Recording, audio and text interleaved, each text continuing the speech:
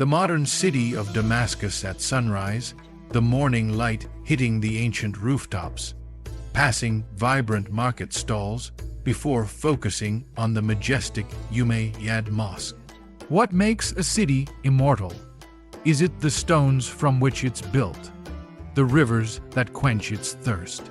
Or is it something deeper, a soul imprinted by history, faith, and destiny?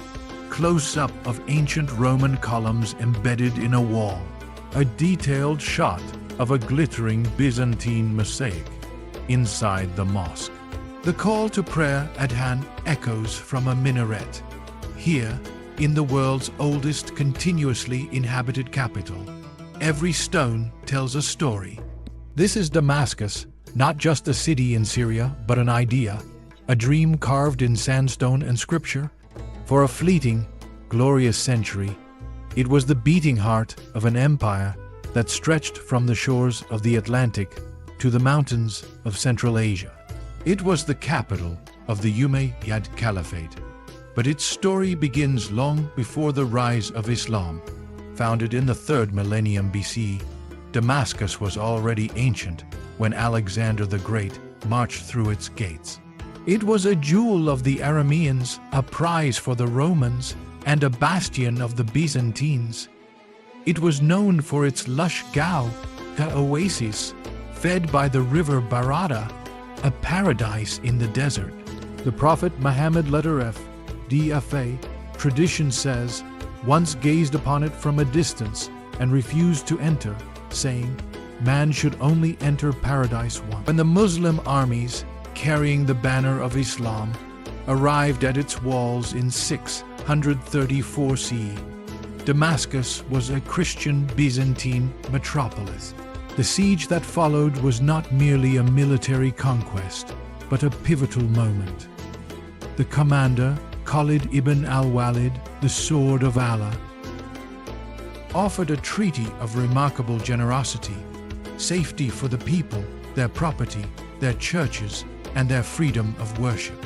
In return, they paid the jizya. This was not destruction. It was a transformation based on Islamic principles of justice and covenant. For the next few decades, Damascus was a provincial capital. The Caliphate was led from the humble city of Medina. But a storm was brewing within the Muslim world, a civil war that would reshape everything. The tragedy of Karbala and the ensuing political turmoil led to the establishment of a new dynasty, the Umayyads. And their leader, Umayyad ibn Abi Sufyan, chose Damascus. Why? Because it was not Medina. It was neutral ground, far from the tribal factions of Arabia. It was a nexus of ancient trade routes, a wealthy, cosmopolitan center, perfectly positioned to rule a now global empire. And so, in 661 CE, the Caliphate moved from the prophetic simplicity of Medina to the ancient, majestic Damascus.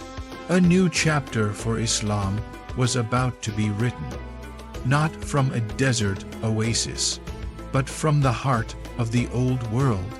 This is where the city of stone became the heart of an empire. How would this change Islam? How would Islam change Damascus? The answers would define a golden age. Under the Umayyads, Damascus was reborn. The Caliph al-Walid embarked on an audacious project.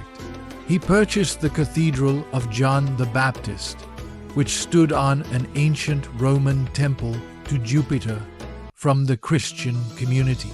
His vision, not to erase, but to transcend, to build a mosque that would declare the spiritual and architectural zenith of Islam. For 7 years, thousands of workers and the finest craftsmen from across the empire labored. They created the Jami al-Umawi, the Umayyad Mosque.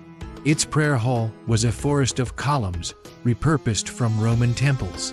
Its walls were adorned with millions of glass tiles, forming mosaics of such breathtaking beauty they were said to rival the gardens of paradise itself. Here was the message: Islam was the inheritor and culminator of all previous civilizations: Arabian, Roman, Byzantine. It was cosmopolitan, confident, and stunningly beautiful. From the grand Dar al-Imara, governor's palace, next to the mosque, the Caliphs ruled an empire. Under Abd al-Malik and his successors, Arabic became the language of administration. A new Islamic coinage replaced Byzantine and Persian money, a powerful statement of independence. The state was centralized, bureaucratic, and mighty. From Damascus, generals were sent to the farthest corners of the known world. In the west, Tariq ibn Ziyad crossed into Spain, establishing Al-Andalus. In the east, armies reached the borders of China. The Umayyad Caliphate became the largest empire the world had yet seen. Damascus was its nervous system. Caravans brought news, taxes, and treasures from Cordoba, Samarkand, and the Maghreb. But this was more than just military rule. Damascus became a crucible of early Islamic culture. In its salons, poets refined the Arabic language. Scholars began the long process of collecting hadith and codifying Islamic law. The city's architecture, with its distinctive blend of Roman grandeur and new Islamic forms, became a template for the world. Yet, the heart of this empire had a flaw. The Umayyads increasingly ruled as Arab monarchs, not the accessible leaders of the early caliphate. Resentment grew among non-Arab converts, Mawali, and from those who believed the family of the Prophet, letter F, DFA, had been wronged. The dazzling golden mosaics of the mosque could not hide the growing cracks in the political foundation. The end came from the east, a rebellion fueled by the grievances of Persia and clothed in the legitimacy of the Prophet's family, rose under the black banners of the Abbasids. In 750 C, the armies met at the Battle of the Zab. The Umayyad forces were crushed. The Abbasids swept into Damascus. They pursued the Umayyad family relentlessly. In a brutal feast of reconciliation, they slaughtered them. One prince, Abd al-Rahman, fled for his life, beginning an epic 5-year journey that would end in Spain, where he would found the Umayyad dynasty in exile. The Abbasids moved the capital to their new, purpose-built city of Baghdad, and just like that, the heartbeat stopped. Damascus, the imperial capital, was relegated to a provincial city. Its century as the heart of the empire was over. The gold remained on the walls, but the power had departed. The rise and fall of Damascus as a capital lasted barely 100 years, a blink in the eye of this ancient city. So what do we learn from this short, spectacular chapter? The story of Umayyad Damascus is a profound lesson book in Islamic ethics, power, and the tests of civilization.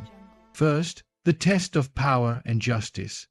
Islam arrived in Damascus with a covenant of protection. The early principles were justice, adl, and mercy, Rama. The Umayyads, however, in their pursuit of consolidating a vast empire, gradually shifted towards mulk, hereditary kingship. The Islamic ideal of consultation, shura, faded.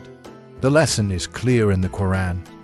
O you who have believed, be persistently standing firm for God, witnesses in justice, and do not let the hatred of a people prevent you from being just.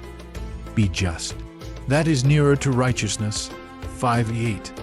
When the connection between justice and power is severed, the foundation crumbles, no matter how magnificent the building on top. Second, the purpose of wealth and beauty. The Umayyad Mosque is not just art. It's theology in color and stone.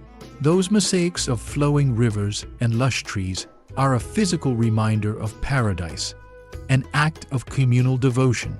But wealth is a double-edged sword. The Quran warns, your wealth and your children are but a trial. 64:15. The Umayyads used wealth to glorify God through architecture, which is praiseworthy. But when wealth also fuels extravagance, distance from the people, and internal rivalry, it becomes a tool of downfall. Beauty must serve faith and community, not just pride. Third, the danger of tribalism and exclusion. Asabiyya, a major grievance against the Umayyads, was their perceived favoritism towards Arabs over non-Arab converts. This contradicted the core Islamic principle proclaimed in the Prophet's letter, FDFA farewell sermon, all mankind is from Adam and Eve. An Arab has no superiority over a non-Arab, nor does a non-Arab have any superiority over an Arab except by piety and good action. By neglecting this, the Umayyads alienated the majority of their subjects. A civilization's strength is in its inclusivity, its ability to make every member feel they have a stake in its success. Finally, the impermanence of worldly glory. Damascus teaches us this most powerfully. The Abbasids moved the capital. The city remained, but its political glory faded. This is a universal law, son, at Allah, and these cities we destroyed them when they wronged. Empires rise and fall, dynasties come and go, the mosques, the scholarship, the culture, these legacies endure far longer than palaces and thrones. Our focus, the Quran reminds us, should be on building a legacy of faith and good deeds that outlasts any dynasty. But the eternal home of the hereafter is best for those who are righteous. Damascus, in its golden century, shows us the breathtaking heights Muslims can reach when they channel faith, resources, and talent. And in its sudden political eclipse, it shows us the precise pitfalls that can bring the mighty low. It's a masterclass in the balance between dunya, this world, and deen faith. So, what became of the heart after the empire moved on? Did it stop beating? No. A heart's true purpose is not to wield power, but to sustain life. And that is what Damascus continued to do. It was no longer the capital, but it became something perhaps more enduring, a guardian of memory, a beacon of scholarship, and a symbol of resilience. It welcomed great scholars like Ibn Asakir, who chronicled its history. It inspired the warrior, Sultan Saladin, who is buried here. It endured Mongols and earthquakes, each time rebuilding. The Ottomans later adorned it with their own graceful architecture. Damascus never ceased to be a center of Islamic learning and spirituality. The legacy of its Umayyad century was not an administrative system, but a vision of an Islamic civilization that could absorb the wisdom of the past, express divine beauty in the present, and project confidence into the future. That template of the Grand Central Mosque, the integrated urban design, the cosmopolitan spirit, was replicated from Cordoba to Cairo to Istanbul. The story of Damascus, the city that became the heart of an empire, is ultimately our story.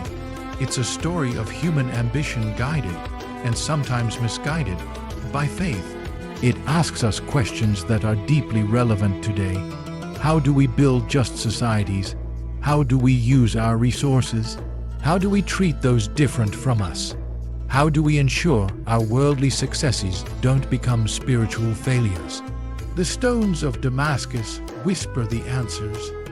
They speak of covenants honored and covenants broken, of art that lifts the soul and wealth that can burden it. They remind us that in the long narrative of Islam, political power is fleeting, but cultural and spiritual contributions are eternal.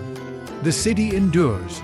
Through all of history's storms, the call to prayer has never ceased from the minaret of the Umayyad Mosque.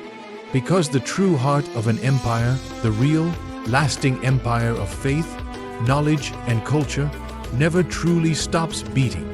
It just finds new ways to pulse with life, lesson, and memory. This is Damascus, not just a city of history, but a mirror for our souls and a compass for our future. If this journey through the heart of the Umayyad Caliphate moved you, there are countless more stories to uncover. From the dazzling courts of Abbasid, Baghdad to the philosophical wonders of Islamic Spain, the epic of Islamic civilizations is waiting. Subscribe and hit the bell icon so you don't miss our next deep dive into the history that shaped our world. Share your thoughts on Damascus in the comments below. What lesson from its history resonates with you most? Until next time, may your pursuit of knowledge be blessed. Assalamu alaikum.